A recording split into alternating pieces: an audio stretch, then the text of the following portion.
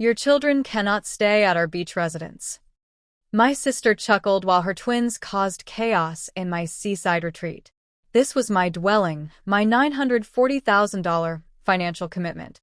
I allowed them to raise a toast to real family, then calmly announced, "Everyone must leave. A viewing begins in 20 minutes." I informed them, "I am selling it. You have 2 weeks." Her spouse turned pale. Greetings, Reddit. People often suggest that wealth transforms you, but money doesn't alter a person's core identity. It simply reveals what they already believe they deserve.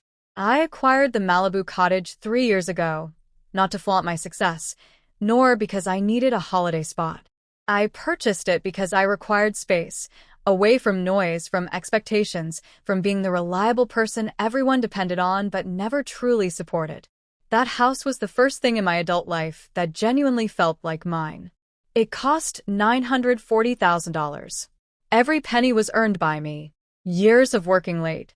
Years of declining desires. Years of prioritizing financial stability over comfort. I didn't rush the decorating. I carefully selected every item. Sofas that could withstand sand, lamps providing soft evening light, rugs that made the place feel cozy instead of artificially staged. It was more than just an investment. It was a personal boundary I had finally established for myself. And, like every boundary I had ever built, my relatives immediately began to test it. When my parents suggested a week-long family gathering by the ocean, I hesitated. I knew my sister, Kara. I knew her twin children. I knew how these visits typically unfolded. But my parents were older now, weary, and excited by the thought of everyone together. "It will mean so much to your sister," my mother pleaded. "She never gets a break like this." That plea always worked on me. So I agreed. I told myself it was temporary, just a few days. I could manage a few days. I didn't realize Kara had already made a different, permanent decision. Kara's large vehicle arrived first. Music blaring, children yelling before the doors even opened. Her twins raced straight inside with sand on their shoes, tossing their bags onto the sofa I had saved for months to buy. "Impressive," Kara remarked, looking around. "Not thank you. Not this is lovely. Just not bad." My children followed silently behind, asking where they should place their belongings and where they were permitted to sit. That difference struck me instantly, but I ignored it, as I always did. By the end of the first afternoon, there were damp towels on the furniture, unwiped juice spills, cabinets slammed shut, and snack wrappers scattered everywhere. I gently corrected the twins' behavior. Kara laughed. "Oh, relax. It's a beach house." That line came up repeatedly. When a lamp was knocked over and broke, "It's fine. You can easily afford another one." When my children tidied up, "Wow, you're raising them to be so rigid." Each remark was minor, easy to overlook, but together they painted a picture. On the second morning, Kara pulled me aside near the kitchen. Her tone was light, almost friendly. "Hey, can I be frank?" I nodded. "Your kids are a bit much." I paused. "Much? How so?" "They're always asking for permission. They don't know how to unwind. It makes my children uncomfortable." I stared at her. "They are being respectful. This is my property." She smiled as if I were missing the point. "Well, technically, but it's sort of a family place now, isn't it?" Family place. Those 2 words felt like a violation. That afternoon, I entered the main living area. My children were quietly sitting on the floor, coloring. Kara's twins were leaping on the couch. One cushion cover was torn. I pointed out the damage. Kara dismissed it with a wave. It was already worn out. It wasn't. Then, she actually laughed and said, "Honestly, your kids can't stay at our beach house anyway. They're too formal." "Our." Not yours, not mine. Ours. That single word was an act of theft. That evening, we were seated on the patio. Wine poured. The sea glowed dark beneath the moonlight. Kara lifted her glass. "To real family," she proclaimed loudly. "To those who know how to share." Everyone raised their glasses. I raised mine, too, and smiled, because something inside me had become completely resolved. When people tell you who they believe has claims on your life, you must believe them. After the meal, I walked through the cottage alone. Sticky countertops, a damaged lamp, sand ground deep into the expensive rug. My house, the product of my labor, my sanctuary, being treated like a communal asset by people who contributed nothing toward its purchase. The truth finally sank in. They didn't perceive my generosity. They perceived an opportunity for access. I returned to the living area. Everyone was laughing. I spoke softly. Everyone needs to leave. No one reacted. I repeated it. Everyone must pack up. A property viewing starts in 20 minutes. The laughter stopped abruptly. My father frowned. A viewing. I met his gaze. Yes. Kara laughed nervously. You're kidding, right? I wasn't. I'm selling the house, I stated calmly. You have 2 weeks to vacate. Her husband instantly turned ashen. Because he grasped something Kara never did. Ownership is not an emotion. It is a legal document.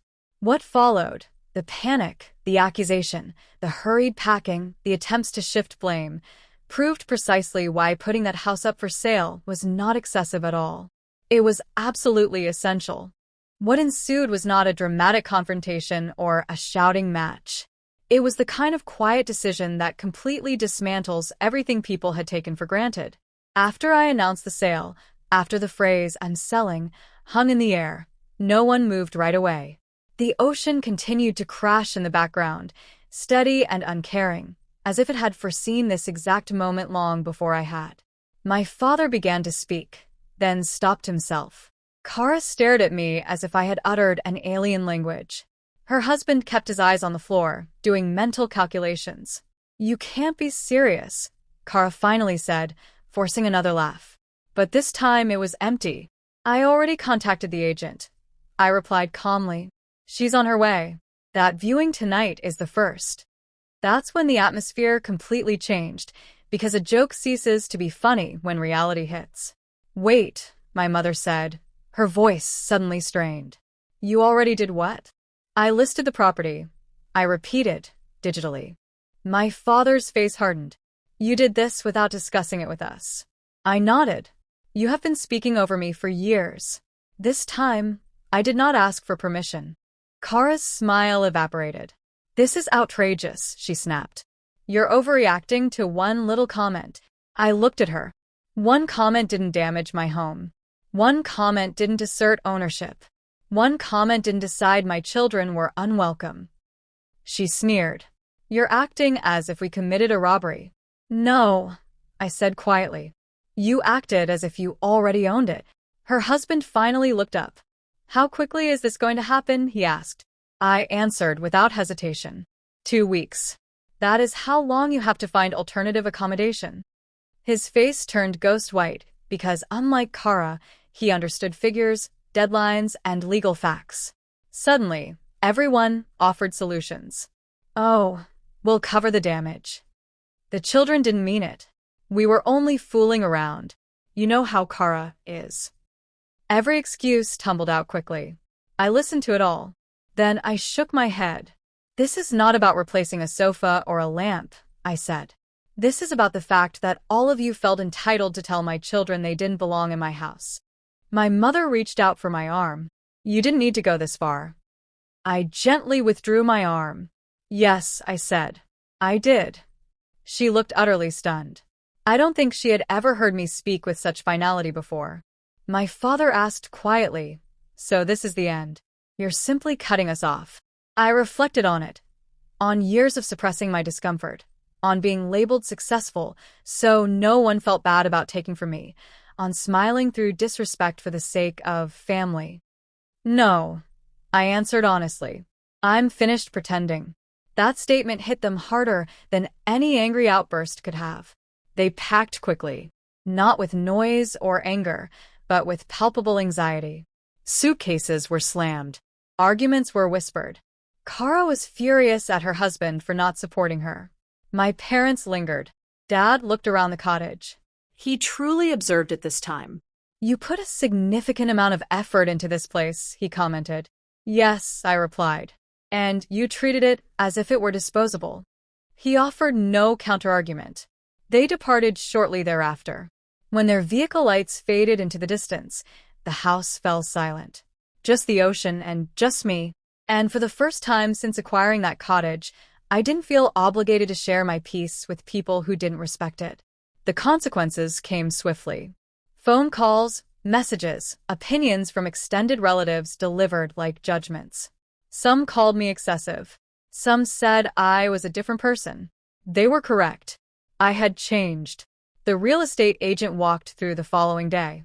Beautiful property, she noted. It should sell fast. I agreed. I know. A week later, my father called. No anger, just weariness. I didn't realize how much responsibility you were bearing, he admitted. We thought because you never complained. I cut in gently. That is precisely the issue. You mistook my silence for contentment. He was quiet for a long time. You truly won't reconsider? No, I said. But I hope you finally understand why. He exhaled. I think I finally do. The house sold quickly, exceeding the asking price.